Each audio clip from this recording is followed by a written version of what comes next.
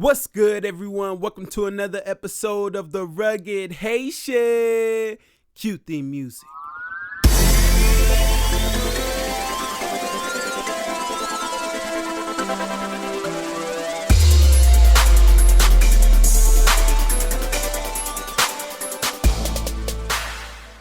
What's good? What's good? We are back. Yo, it's been a minute, hasn't it? Man, what Lloyd Banks said? Yeah, you know that I've been gone for a minute. Now I'm back, chinchilla, ice on with a fitted.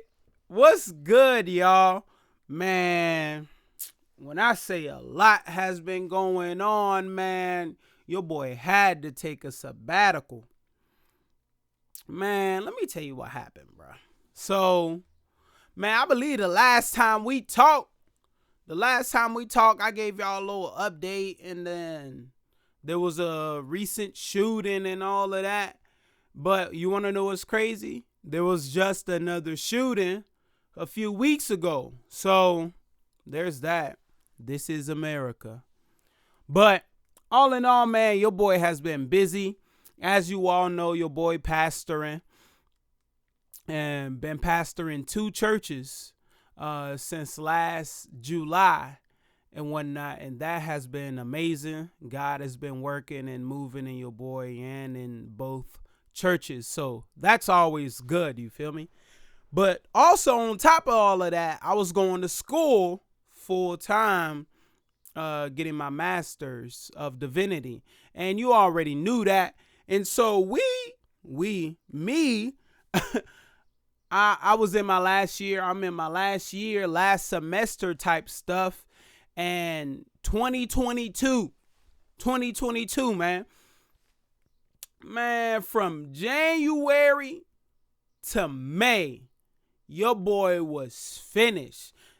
We just gonna skip last year and whatnot, because it's been a minute. We just gonna skip last year. But 2022 to May was busy. Me and my wife, we officially became foster parents, man, and it was good. It is good, and just working with different children and just filling in that gap, bro, because man, these kids need a place to stay. Real quick, regarding foster care. Man, you don't know what it's like until you get into it. I remember we went through the process. We finished going through the process last year, signing all the paperwork, going through all the classes and whatnot. And that was interesting. It was fun. You feel me? You know what? This is what today's episode going to be about. It's going to be about foster care and what I have been going through and feeling as a foster parent. So me and my wife, we go through the foster care process with a Christian organization. We go through the process, everything cool, whoop-de-whoop, everything nice, right? And then they hit us up because our range was 5 and below. You feel me? Trying to save some money. No, I'm playing. But our range, kids-wise, was like age 5 and below.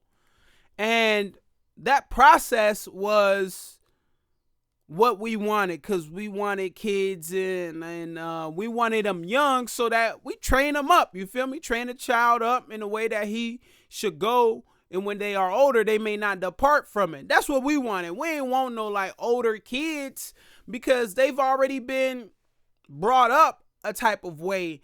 And anyone who is in foster care can tell you and will tell you, you gotta learn and unlearn some things with these kids so that they can grow up to be functioning adults, man. So we wanted kids 5 and below. The agency hit us up. They're like, yo, we got a 10-year-old. I'm looking at my wife. I'm like, didn't we say we wanted 5 and below? Why they giving us a 10-year-old? So boom, me and my wife was like, all right, yeah. But they hit us with the okie doke. They said, hey, she just gonna be with you for like 2 weeks. You feel me? They said she just gonna be with you for like 2 weeks. It's gonna be fine, yada yada, whoop de whoop. So we said, yeah, we could watch it for 2 weeks. What's 2 weeks? Man, 2 weeks turned into a month. A month turned into 2 months. Next thing you know, she's with us full care and whatnot, right? But this 10-year-old girl, she has some issues. You feel me? She has some problems just from growing up with her mother and like being homeless and all that. So a lot of stuff was going on with her. And she was a sweet girl, but she had some anger issues and whatnot. And so you couldn't, the last home that she was at before she came to us, she was throwing stuff, breaking stuff. Like, cats didn't know how to handle her and whatnot. So she tried to do that stuff with me. And you know me, I'm black. I'm black. You feel me? And on top of that, I'm Haitian. So that wasn't about to slide. All it took was one look, because she was mixed. You feel me? She was mixed. And no offense to my white brothers and sisters out there, but all those homes that she was in were white homes, and so she took advantage. She took advantage because she knew they weren't. Go take a time out now. She knew that she would get that. You feel me? No consequences. Man, she came up in here, tried to pull that. I gave her one black dad look. It was over with. She was done. She didn't try it anymore. Man, everyone was, how does she behave? And it was like, she's fine. She's good. Everything good. We chilling over here and whatnot. We chilling. So that was the process with the first little girl. And unfortunately, I can't say any names. So I just whenever I post about my foster kids, I just say daughter. And the reason I only say daughter is because some reason the agency keeps sending us little girls. And I'm just like, yo, send me a boy. I'm tired of all these I love them, you feel me? But I'm tired of all these little girls, man. Give me a boy. House already filled with girls. You got my wife, girl. You got my niece, girl. The only other male in the house is my dog Basil. And that's it. And Basil don't even take my side of the argument when things be going on. So up to now, all we have had were girls and whatnot. So that's that. And so as we were fostering the first child, she went to a predominantly white school. And so in said school, a lot of racial slurs were said, and she didn't know no better and whatnot. She just trying to fit in and whatnot. And so colorism became a thing for her, especially in the school that she was going to before she came to us, and she brought some of that in the house. And so we at Home Depot, you feel me? And if you follow me on Facebook, you know this story. But we at Home Depot, she's like, Dad, I want to pay my room. I said, all right, what color? I said, what you thinking? Red, blue, purple? She said, nah, I want black. I said, black? She said, yeah, I want black. I said, nah, that's too dark. Then, without missing a beat, she says, like your skin tone? Son, when I say I was flabbergasted, when I say I was caught off guard. Now I'm dark, you feel me? But I ain't dark. I ain't dark paint dark, you feel me? I'm black, but I ain't that black, you feel me? When I say she caught me off guard, bruh, she caught me off guard and I was done, man. I was done. Like, how could she say that to me, man? I'm trying. So you know what I did, being petty and whatnot. I said, nah, you good. You don't need no paint. Your paint about to stay white. That's what your room about to stay. Your room about to stay white. That's what you want your room painted in black for. She said, because I like the darkness. I'm like, that's a little weird. Let's just get you some dark curtains and boom, and just settle it that way and whatnot. But boy, man. Boy. When she said like your skin tone, I was done, and she would constantly roast me. And I'm like, where did she learn to joke like this? Because in my house, we be joking, you feel me? Growing up in my household, we were jokesters. I'm not talking about like pulling pranks. It's just like flaming people up, like verbal jokage. That's the best way I could explain it to my white brothers and sisters. Like, we will call it joning, we will call it the dozens, we will call it wetting, we will call it roasting. It's just making jokes. And she caught on real quick to it. You feel me? She caught on real quick to it. On one instance, we were watching Pinocchio, the Disney joint. The old Disney cartoon joint. And so the movie starting and whatnot.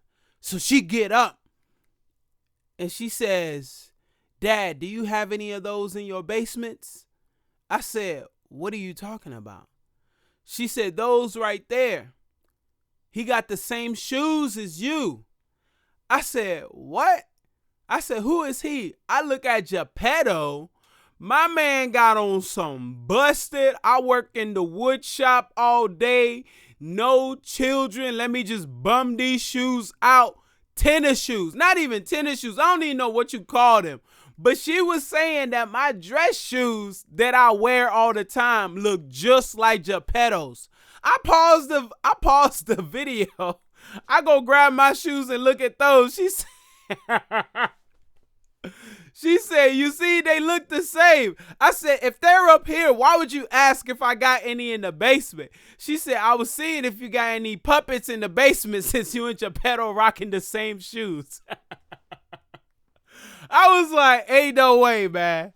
Ain't no way. This girl is disrespectful. I ain't having it. But man, that's life. That's life. That's how it was. We loved her, man. Just doing bedtimes, establishing a bedtime routine. It was good. Unfortunately, in foster care, you don't get to keep the kids, man. And so one thing led to another. She got changed to a different home. Well, she went back into a system, into a different home, and we haven't heard from her since, because in foster care, soon the child leaves, you're supposed to like stop contact and whatnot. And so that's what it was for her. And then they gave us a 7-month-old. And I'm like, yeah, that's what I'm talking about. We literally had to go pick her up at a gas station. That's how crazy it was. We had to drive to a gas station about an hour away to pick her up. And it looked extra sketch because you see these two SUVs pull up, a crying little baby in the back seat, and you see this white lady pull out this white baby, blonde hair, blue-eyed, mind you. Blonde hair, blue-eyed baby. Give it to this black man, dreadlocks, nose rings, and sweats in the t-shirts and slides. Give the baby to him, and they pull off and go in different directions. That's how bad it looked, man. It looked that bad. It looked that sketchy. That's how it was. So all of that happened, right? All of that happens, and we take this little girl home with us, and immediately I was in love, man. Immediately, man. She had me wrapped around her finger, and it was just like, man, if this is what it's like, because we don't have no kids, you feel me? That's one of the reasons why we're fostering. And so I'm like, man, if this is what it's like to have a child, to have a child depend and look at you, if this is what it's like, I want every parts of it. I want every parts of it. Don't leave nothing out. And so instantly, like, something just clicked. It was not to say it didn't click with the 10-year-old, but she was 10. You feel me? She was self-sustaining for the most part. You feel me? We had to, hey, you got to take a shower here every day. She was used to 3 times a week. We was like, nah, that ain't how we get down. You got to take a shower every day type stuff. So she had to get used to that. But like, so that's the only way we had to monitor. But the baby, it was like around the clock. And man, it was just so good and so sobering to pour out to this child. And I will always say, man, God, whenever my wife get pregnant or whenever we have a child, this is what I'm gonna do. I'm gonna read scripture to her every day. I'm gonna pray over her. I'm gonna do all of this. I'm gonna do all these good things. But when you have this 7-month-old right in front of you and all they're doing is pooping and crying and sleeping, it's like, that's all. You just gotta be there. There's no, oh yeah, let's get these scriptures in for the day. We're in Exodus now, so let's finish that up and do Leviticus. No, this child is pooping, crying, and sleeping and eating, and that's all she does. Just be present. And I learned that working with this 7-month mode, and it was good. I loved every part of it. Her baby talk, I was like, bro, I don't even know what you saying, but I agree. It was. I still have pictures of her on my phone when she would fall asleep on my chest, fall asleep on my lap and whatnot. Call me to pick her up. Oh my gosh, every morning. So I'll get up, do what I gotta do, pray, and then I will go wake her up in her room. And so she would already be up, right? And so I would start, what would I say? I would say, look at my baby. And so as I open the door, she turns and has the biggest smile on her face. Like she is happy, like literally happy to see me. Early in the morning, it's like 7:38ish, and I'm like, look at my baby, and she is just grinning, and she ain't got no teeth. She's grinning and cheesing and just so happy, and you can see her blush, and it was so cute, man. I loved every part of it. I'll pick her up, we'll laugh, I'll give her some raspberries and whatnot. Raspberries is when you blow in their belly button like and whatnot, just in case you were wondering. But change her and get her ready for breakfast, and we eat and whatnot. And it was nice, man. I loved it. I also loved the looks that we would get, because I would just dress bummy.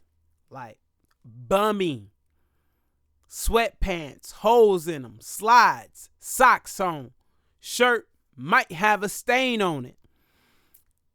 And you see that, and you see me carrying in this in a car seat, this little baby, this little white baby. And so people be nosy, you feel me? So you're just walking down the aisle in the grocery store, and people see a car seat, they want to see the baby. And so, oh, let me see the baby. And it's like, oh. Because the stark contrast was ridiculous. You feel me? The stark contrast was ridiculous. Blonde hair, blue eyed, black hair, brown eyes. And so it was just good. And just like foster care, just like the system, foster care ain't nothing permanent unless a child is coming in for permanency, which is amazing. But that wasn't the case for Emma. The aunt got custody, and then from there, we had like 2 days. She was with us for 3 months. And we had I got a call from our caseworker. She was like, "Hey, you're not gonna want to hear this, but homegirl gotta go. Aunt got custody, so they're gonna come and get her." I was like, "I know you lying. I know you lying." Boom, 2 days later, ripped it off like a Band-Aid. Came and got her. She was crying. That made it worse, bruh.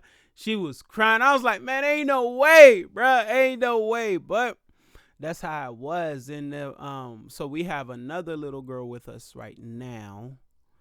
And we're about to get, guess what? Another little girl. But this one is a special case, and I'll update you all later on that. But we got another little girl that's coming with us. So we're about to have 2 little girls here. So the one we have now is 3, and the one that is coming is 1 year and like 7 months. All that to say, and I'm sure all the fathers and parents can relate to this, but I have the joy that I find that I have in working with foster children and being able to like train them up and just be present with them, and how